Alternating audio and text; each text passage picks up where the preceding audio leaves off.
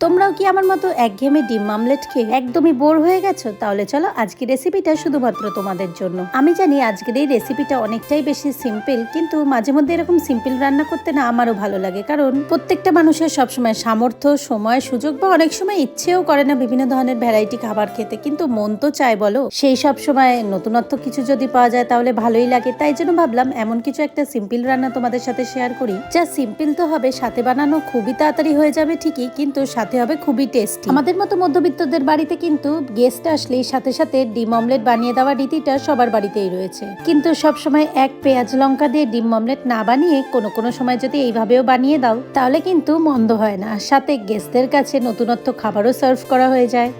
এইসব ডিম মামলেট বানানোর উপরে সামান্য যদি একটু অরিগানো চিলি ফ্লেক্স ছড়িয়ে দেওয়া যায় তাহলে কিন্তু এর টেস্ট আরো দ্বিগুণ বেড়ে যায়। দেখো তো কেমন, তোমাদের সাথে কথা বলতে বলতে আলু অমলেটটা আমাদের একদম রেডি হয়ে গেছে। নতুনত্ব কিছু বানালে মনের মধ্যে একটাই ভয় হয় যে খেতে কেমন হবে, তাই জন্য এটাকে খেয়ে টেস্ট করার পর আমার একটাই কথা মনে হলো, দারুণ।